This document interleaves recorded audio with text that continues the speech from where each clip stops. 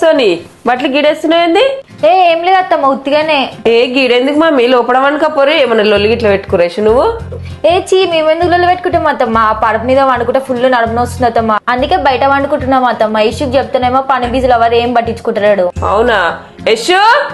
ఏంటి మమ్మీ? ఆ పరుపు అంతా ఖరాబ్ అయింది కదరా, సోనికి నడుమున వస్తుందంట, దాని మీద వండుకుంటే కొత్త పరుపు తీసుకొచ్చుకుందాంపా.